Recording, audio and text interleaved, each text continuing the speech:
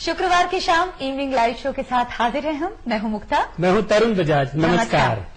मुक्ता, अब त्योहारों का सिलसिला शुरू हो चुका है। बृहस्पतिवार की रात को शब बारात पर्व था, जिसमें कि मुसलमान खुदा की इबादत करते हैं और माना यह जाता है कि ये इबादत पहुंचती है और अपने गुनाहों की माफी मांगते हैं। बिल्कुल। अगर त्योहारों की पर्वों की बात करें तरुण, तो तीज मना चुके हैं हम, रक्षाबंधन मना चुके हैं और सबसे बड़ा त्योहार हर एक भारतवासी के लिए राष्ट्रीय पर्व जिसे हम कहते हैं 15 अगस्त, उसका भी अब बेसब्री से इंतजार हो रहा है। बिल्कुल, ये त्योहार हमारे लिए ढेर सारी खुशियां भी लेकर आते हैं और ये खुशियां मनोरंजन के साथ आती हैं। मैं समझ गया तुम्हारा मतलब कि हमारा जो शुक्रवार का इवनिंग लाइव शो है, इसमें हम ढेर सारा मनोरंजन लेकर आते हैं और जानकारी भी।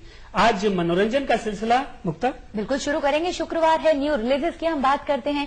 सिनेमा से सेगमेंट रहता है जिसमें आज रिलीज होने वाली 3 फिल्मों के बारे में हम बात करेंगे। जी हाँ, और इस पर टिप्पणी करने के लिए हमारे साथ होंगी फिल्म जर्नलिस्ट और क्रिटिक गीता श्री। बिल्कुल। और ये तरुण, कहा जाता है कि अच्छी संगत अगर होती है तो उसका असर, जो सकारात्मक असर है, वो जरूर पड़ता है। तो मेरी बात कर रहे हो? नहीं, मैं आपकी बात नहीं कर रही हूँ। हमारे साथ एक ऐसा व्यक्तित्व होने वाला है जिन्होंने अपने जीवन में पायदान जो है लगातार वो एक दर एक सीढ़ी चढ़ते चले गए और आज वो राष्ट्रीयकृत बैंक के डायरेक्टर हैं। हम बात कर रहे हैं डॉक्टर सुनील गुप्ता की। जी हाँ, डॉक्टर सुनील गुप्ता, आप इकोनॉमिस्ट हैं, सोशल वर्कर हैं और डायरेक्टर देना बैंक है।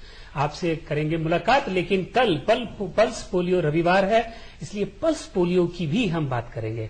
रविवार पल्स पोलियो होगा, तो रविवार यानी परसों की हम बात कर रहे हैं। और ये जो पल्स पोलियो रविवार मनाया जा रहा है, ऐसे में बच्चों को हम बिल्कुल नहीं भूलते हैं। चर्चा भी हम इसके बारे में जरूर करेंगे आज अपने इवनिंग लाइव शो के सेगमेंट। जी हाँ, आइए सबसे पहले मुलाकात करते हैं देना बैंक के डायरेक्टर, इकोनॉमिस्ट और social worker doctor Sunil Gupta. स्वागत है आपका इवनिंग लाइव शो में डॉक्टर सुनील। स्वागत आपका हो चुका है और अब हम ये चाहते हैं कि आपकी जो अनुभव यात्रा है, जो आपको आज एक डायरेक्टर के रूप में यहाँ बैठा दिया है जिसने, वो अनुभव यात्रा हम आपसे जानना चाहते हैं। देखिए, सबसे पहला तो मेरा सौभाग्य ये कि मैंने जिस घर में जन्म लिया, मेरे माता पिता एक मध्यवर्गीय परिवार से मैं गांव में जन्मा और उनकी मेहनत और उनकी दूरदर्शिता और उनका त्याग जो था, उस कारण से न सिर्फ मैं, मेरे 2 भाई और हैं, हम तीनों ने उस समय, आज से 20 साल पहले, जो पढ़ाई के क्षेत्र में 3 सबसे बड़ी डिग्रियां थीं, डॉक्टर, इंजीनियर और सीए, वो तीनों हमने अपने घर में आ गई। तो ये सब हमारे माता पिता की मेहनत का ही फल है। तो आपकी अपनी मेहनत कहाँ तक आप उसे कंट्रीब्यूशन मानेंगे? उसके बाद देखिए, जो मेरा परिवार है, अभी हमारा परिवार है, हमारा ऑफिस के हमारे सहयोगी हैं, उन सबका जो सहयोग मेरा निरंतर रहता है, उस सब के कारण और अपनी इच्छा शक्ति जो मेरी है, इसको killer instinct you can say, उसके कारण मैं आज आपके सामने बैठा हूं।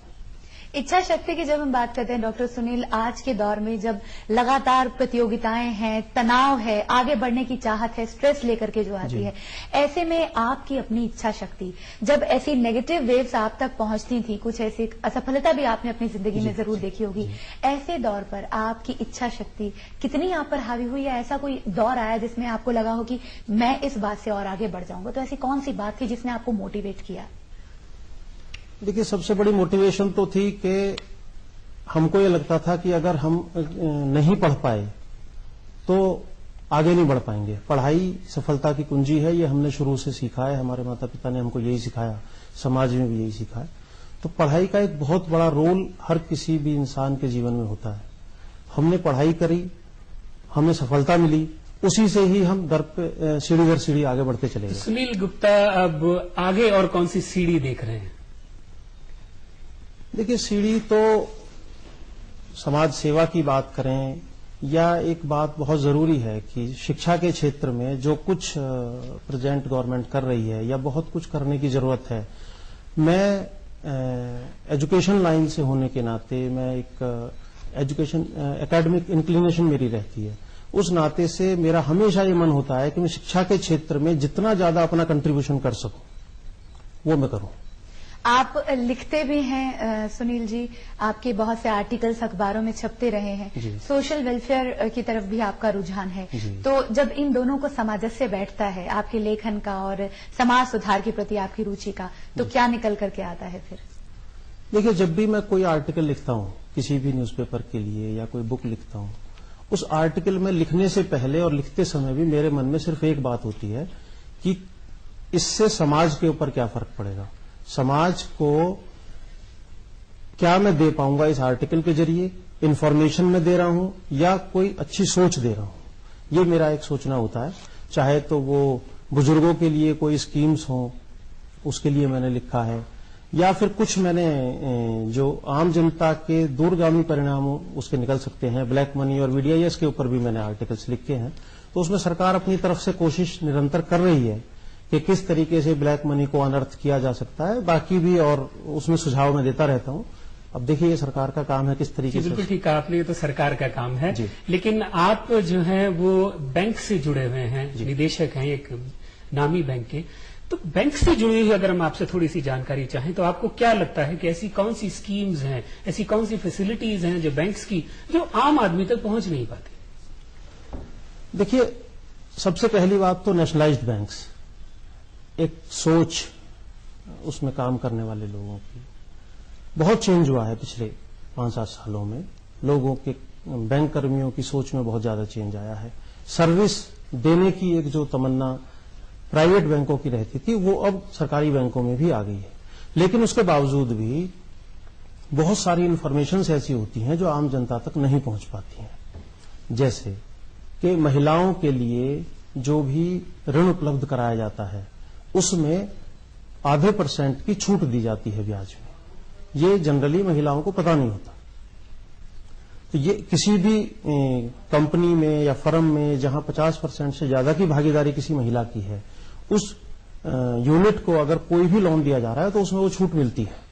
तो ये जानकारी अगर महिलाओं को, अगर पर्सनल लोन ले रहे हैं तो भी मिलती है। हाँ, पर्सनल कोई भी लोन अगर महिला ले रही है तो उनको वो लोन, क्योंकि एक और टारगेट सरकार ने दिया हुआ है बैंकों को कि आपको अपने टोटल लोन का 5% महिलाओं को देना है। तो वो टारगेट बैंक पूरा करने की कोशिश भी करते हैं। तो बाकी महिलाओं को जानकारी होगी तो और ज्यादा इस क्षेत्र में वो आगे आ पाएंगे। डॉक्टर सुनील, एक मानसिकता सी रहती है, आमतौर पर ये धारणा बन चुकी है कि सरकारी बैंक है तो सर्विसेज जो हैं बहुत अच्छी अवेलेबल नहीं करते हैं। निजी बैंक में आप जाइए, बहुत अच्छी से बात की जाती है और आपको बहुत जल्दी जल्दी काम आपका होना शुरू हो जाता है। तो ये जो मानसिकता बन चुकी है कि सरकारी बैंक में आपको अच्छे से ट्रीट नहीं किया जाता है, as an director of nationalised bank आप क्या चेंजेस की उम्मीद लेकर के आए हैं? क्या ऐसा बदलाव आप लेकर के आएंगे कि लोगों का रुझान जो है वो सरकारी बैंक की तरफ और बढ़ता चला जाए? देखिए एक बेसिक कारण है कि जो प्राइवेट बैंक हैं वो रूरल एरियाज में नहीं जाते हैं, वो सिर्फ मेट्रोज में और बड़े सिटीज में रहते हैं। जबकि सरकारी बैंक कोई भी हो, चाहे वो देना बैंक है या स्टेट बैंक ऑफ इंडिया है, पंजाब नेशनल बैंक, कोई भी बैंक है, वो सारे बैंक ग्रामीण क्षेत्रों में भी बहुत योगदान अपना रखते हैं। उनके अपलिफ्टमेंट का मेन कारण ही बैंक होते हैं।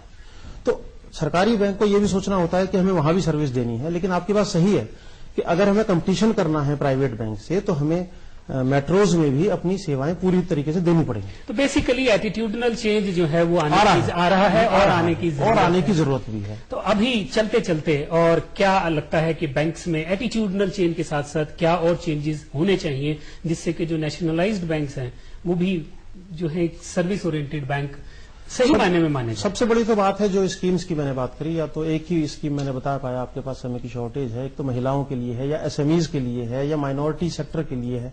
जो भी स्कीम्स हैं वो सारी स्कीम्स कायदे से प्रचारित होनी चाहिए जिससे कि आम जनता को उनका ज्यादा से ज्यादा फायदा मिल सके। जो सरकार सोचती है वो पहुंच सके वहां तक। उम्मीद करते हैं कि यही जो हमारे इस कार्यक्रम के माध्यम से भी काफी लोगों को पता लगा होगा। जैसे अभी आपने बताया कि महिलाओं को आधे % की ब्याज में छूट मिलती है और भी माइनॉरिटीज को भी बहुत ब्याज की छूट है, 7% ब्याज की छूट और मुझे लगता है सारे डिस्कशन से ये निकल करके आता है सकारात्मक अगर सोचते हैं तो फिर बहुत कुछ अच्छा होगा। और यही उम्मीद, यही आशा डॉक्टर सुनील के पास भी है जो पूरी होगी, ऐसी हम कामना करते हैं। बहुत बहुत धन्यवाद, आप स्टूडियो में आए। जी हाँ, और इवनिंग लाइव शो में अभी हमने बात करनी है पल्स पोलियो की और फिल्मों की बात भी करनी है, लेकिन अभी लेते हैं छोटा सा ब्रेक। आप देखते रहिए इवनिंग लाइव शो।